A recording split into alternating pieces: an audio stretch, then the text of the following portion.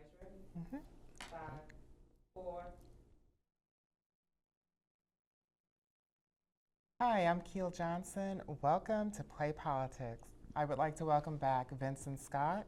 Vincent is an active member of the Fairfax County Republican Committee, and Terrence Stroman. Terrence is the host of The Inconvenient Truth. Welcome back. Glad to Thank be you. here. Good to see you. Let's get started. I wanted to talk about the economy and if you think that the increase in the economy is enough to, God forbid, no, get Trump reelected. I'll tee it up. If the election were today, it would certainly help. However, in 2020, in order for the economy to be a positive factor for Trump, the economy is going to have to continue to grow. More than it is this year, more than it is next year. It'll still have to be, he's going to have to be able to talk about the continuing increase in the economy. If it starts to stalemate, as you know, the stock market dropped 1,500 points in the last month and a half.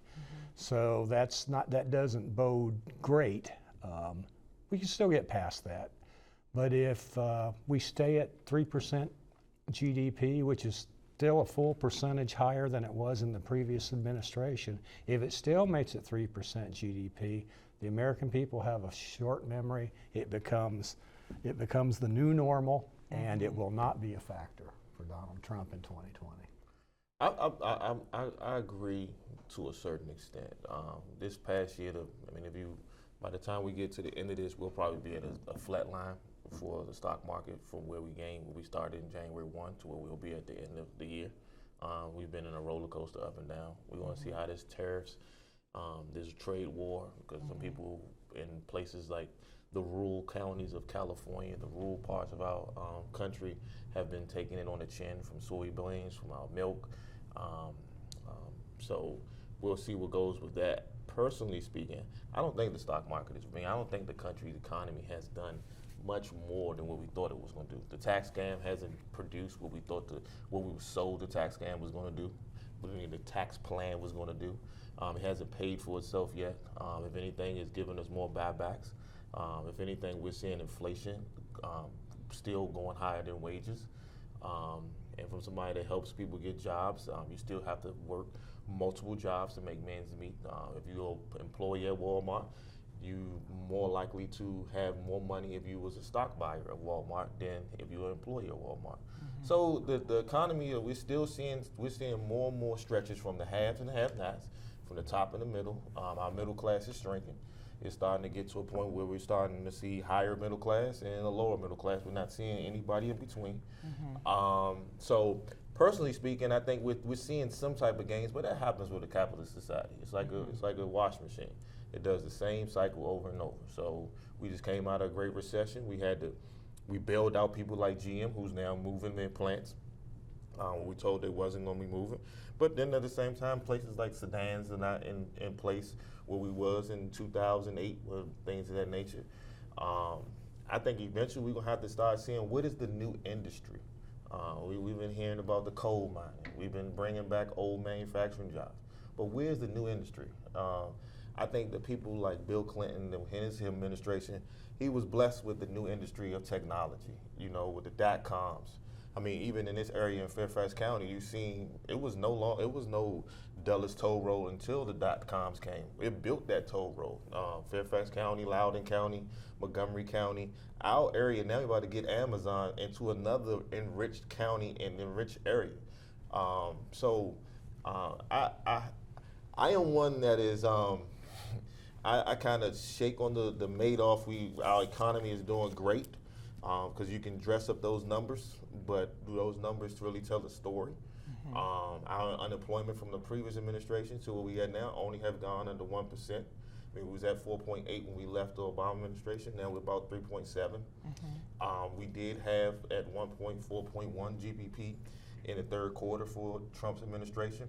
That's as high as he's had in his about 20 months he's been here. That's his highest quarter. So, Obama had 6 quarters of 4% or more. So we'll see how it averages out, and we'll see if it's really, if people are able to, because the new group, and this is the one thing I tell, the new progressive of the Democratic Party is those that want to see $15 minimum wage, that want to see a living wage for people. $7 is not going to cut it. I mean, it's just, I mean, it's no way that you can live and not have multiple roommates or still live at home off of $7 or $10 an hour, especially not in areas that we are here now. So it's gonna be very interesting to see where the working man people is. Like people when we first got in, we heard of Carrier. We was gonna keep the jobs at Carrier. Those people are now here no longer having those jobs. So I'm of the impression that we have to continue to be creative. I see China's being more creative. We gotta keep influencing science. We got technology. We're seeing one of our major things that kind of made our economy look big with Facebook. It's starting to take a hit. That's one of the major things through the tech companies, in my opinion, are the reason why our stock is really, really rising, because we're getting a lot of tech companies that are making great money, that are overachieving from a capitalistic standpoint in our country. That makes it a little different. And then also the stock market we speak of, if you give me $1.2 trillion and I can go buy back the stock, I'm going to make my stock look a little better. So I want to see, just as somebody that's helping people get jobs and that's always helping people in this area right here, I just don't see where it's helping the people that voted for Trump in that blue wall in the Midwest. Where are we bringing jobs? What are those? What is that new industry or that new found job source that's going to help those? Because we ran with it because we was coming into a great recession in the previous administration. The stock market crashed. We had to stick it through, find out if you want to say it was going to be a Great Depression, or you want to say how he came out of it, or how we could have went about getting out of it. We did have that coming into it. So we've been slowly working to where we are now. So now I haven't seen, in my opinion, not for the majority of the American people, the ones that really see the American dream. You see the 1% and the corporations making all-time high profits. And you're seeing the bottom 5 to 10% needing more entitlement. That middle, those families that have educations, that go and get jobs, I mean, that went and got a degree, that is the police department, the fire department, they cannot afford to live off of just their salary. And affordable housing in this area, and let's just speak on it, this is for Fairfax, and this is what all we're talking about.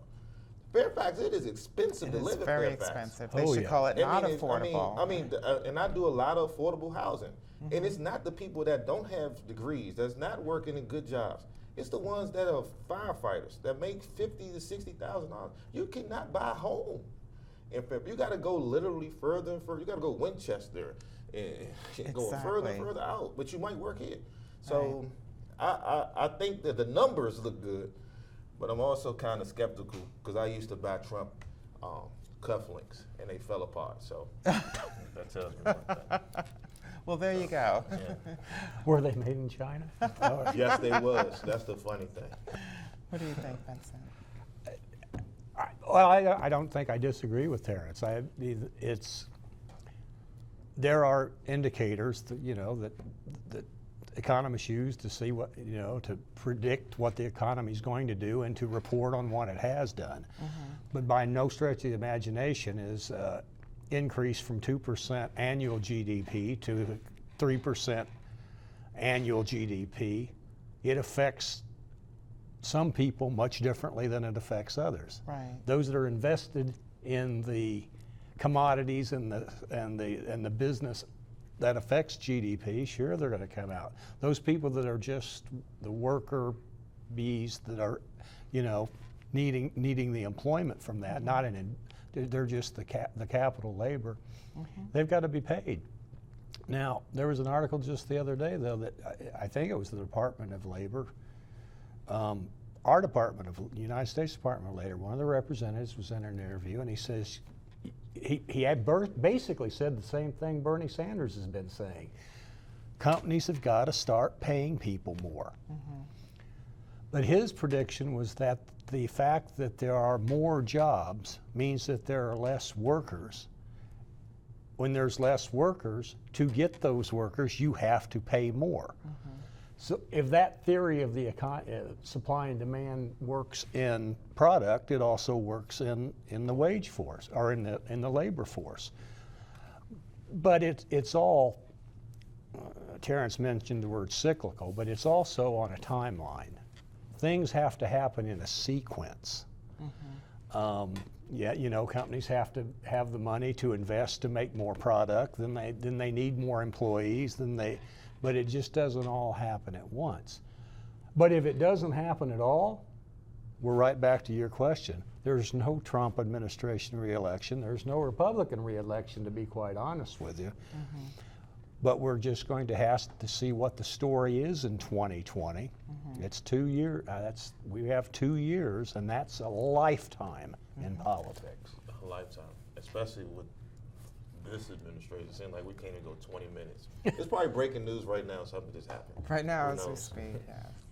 Speaking of which, let's switch gears and talk about the Russia investigation and whether or not there was collusion. Where do you stand on that, Vincent? What do you think? Oh, I'm pretty convinced there was no collusion to affect the 2016 election. And why do you say that? There's just been no evidence that there has been. Trump had some business dealings that he declined to admit, but even then, when they're admitted, it just seems like regular business dealings. It doesn't seem like anything, you know, covert as far as the election.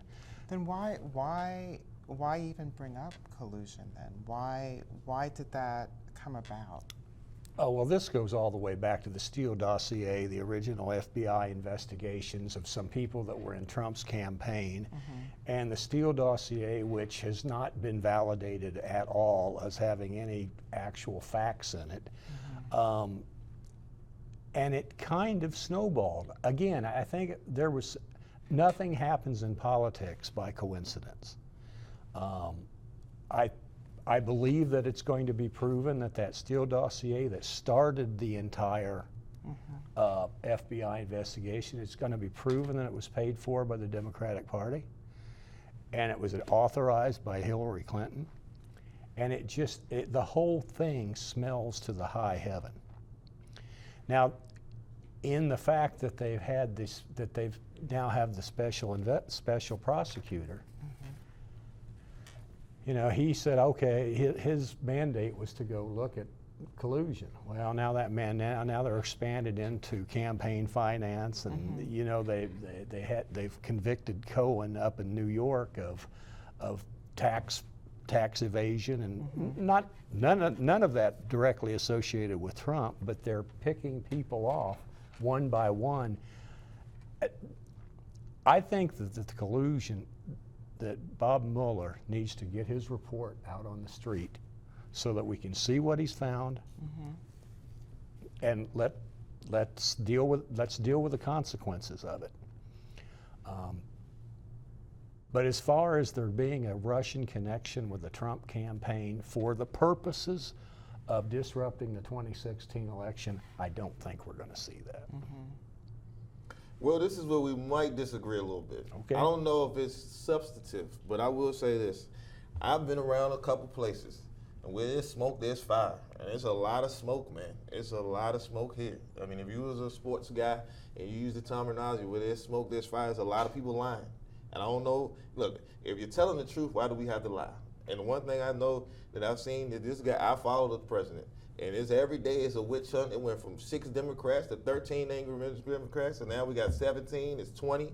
It started with James Comey being fired, where we implemented the special counsel.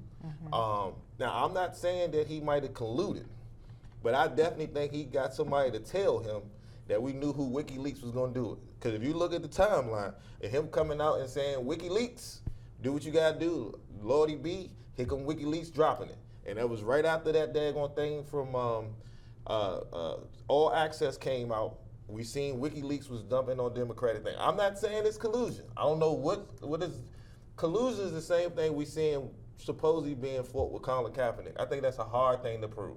You're gonna have to have some type of smoking gun. You're gonna have to have some type of email connecting or something that can prove that you colluded to do that.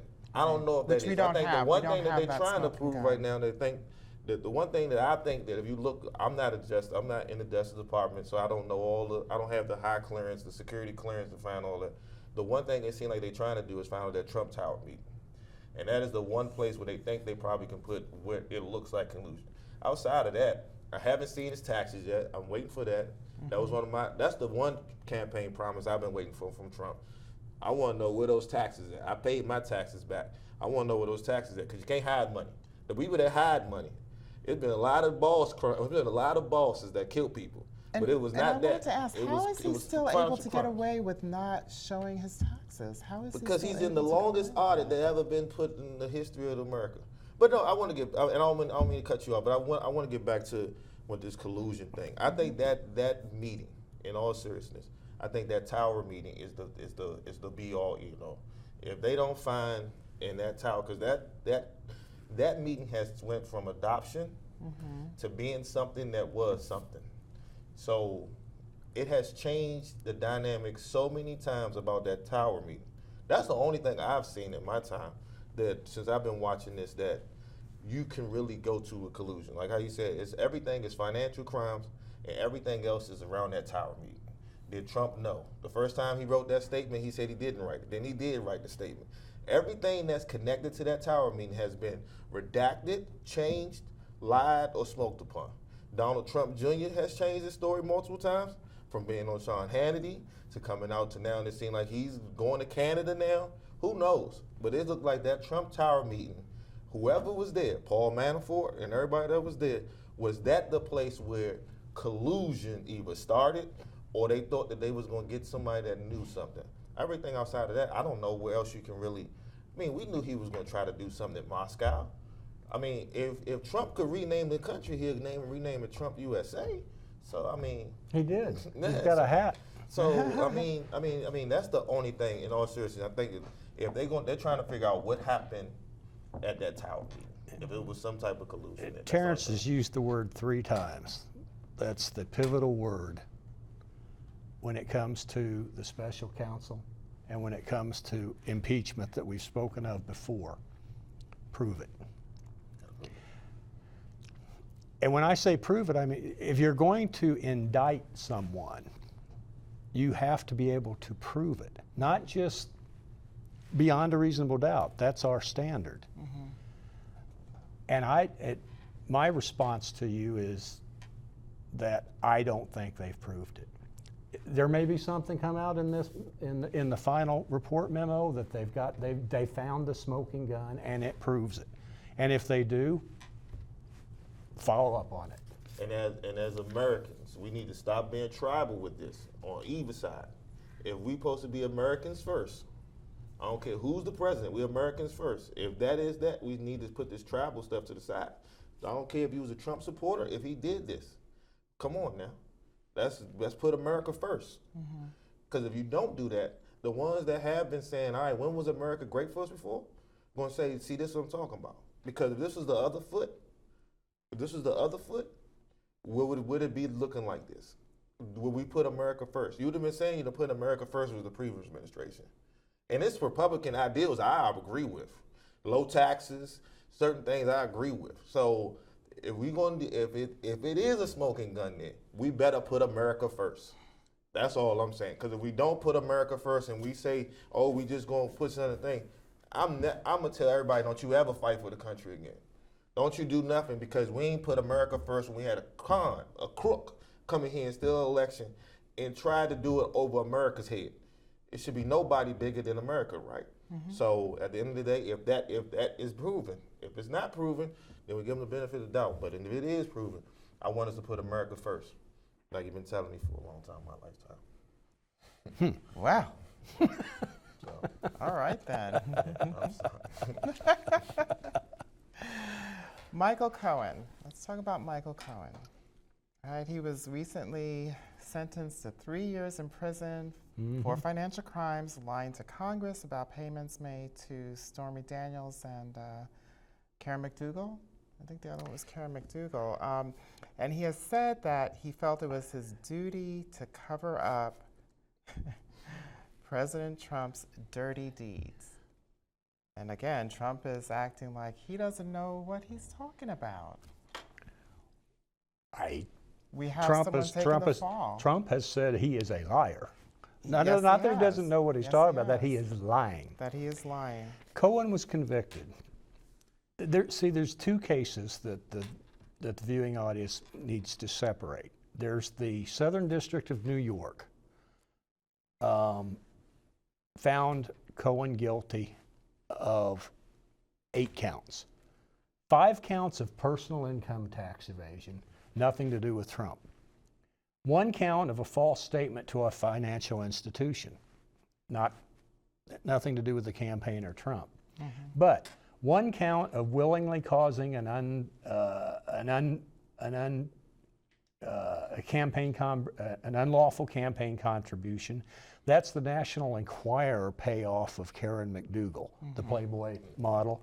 And 1 count of an excessive campaign contribution, which was the $150,000 that Cohen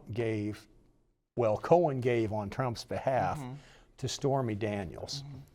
The lying to Congress is a federal district crime that he was convicted of, and that count of lying to Congress, that was because it had to do with Trump's land project over there, the Trump Tower in Moscow. What he did, and see, this is one of those that kind of skeptics go, okay. Anyway, Cohen told Congress that the land deal ended in January. They stopped talking to Moscow in January. But in reality, they found out that they were still negotiating with Moscow up until June. The significance of that is the Iowa caucuses took place in February. So Trump and his band of followers were saying, I have nothing to do, no business ties with Russia, nothing at all at this time. While maybe not Trump himself, but somebody on his staff, his commercial staff, was still negotiating with Moscow counterparts to try to still get the Trump Tower built. Right. So it's a lie. Certainly it's a lie to Congress, and that's something that the special prosecutor caught him on. And see, I go back to the point earlier when we was talking about Russian, but it's a lot of smoke. It's a lot of smoke. I don't know if it's a gun there yet, but it's a lot of smoke. I don't know what kind of fire. Is it a 5-story blaze, or is it just it's a candle? But it's a lot of smoke. It's been a lot of lying from a lot of people. First of all, Trump, you can't say his guy wasn't what he was when you called him your fixer for 15 years. So he lied to you when he fixed other things, but this time he got caught fixing something. And see, that's all I wanted, and this is all I want. I want us to be fair with what we saying, what is the truth and what is a lie. I don't care if it's a Republican or a Democrat. I don't care. Like I always tell people, I don't care about the parties. Vote for the candidate. Whoever candidate you see fit with, vote for the candidate. You could be a part of any party you want to. I'm not a part of either one. I'm looking at the candidate. So if it's a lie, it's a lie. And there's been a lot of people that's been found guilty and that's taken pleas off of lying. So always follow the money. Somehow, some way, we wasn't talking about, like you said, it was no Russia, nothing when we was in Iowa. We found out it was some Russia something. And he was with you, standing with you, doing all these campaigns. It ain't like Mr. Michael Cohen he just came back after a 5-year hiatus. He was with you through this whole thing. You named him the fixer. So now this fixer is a straight liar. Then why would you have the fixer by you? The people with the National Enquirer just came out and said has said what he's saying is the truth. Now like the same thing. Bill Clinton got what he got done in the Oval Office. I'm not, what you do personally and what affects you and your family and your situation don't make no difference to me. To me, to be honest with you, it don't make no difference to me. If Melania's cool with him doing what he did to Stormy, I'm not his wife. I'm not the mother of his kids. That's personal. But if he lying about what he did politically wise, so try to cover up because you thought it was going to affect the way we thought of you, then that's a problem. And all I'm saying is that we've been seeing a lot of lies. First, he didn't know who the lady was on Air Force One. Then he knew it was. Then it's a simple transaction. See, when you keep changing, why should I believe anything you say? I'd rather, if you got caught lying, tell the truth, and then let's go with that and figure out what we're going to do with it. But you keep on changing it up. It lets me think that you're covering up something even more. So I can't believe none of them. Flynn lied to the vice president. Now we got Manafort lying. Everybody's lying to people that y'all tell us not to lie to. Under oath, with the premise of if you lie, you're going to get in trouble. And they still lying. So only a crook is going to continue to lie because they did something wrong.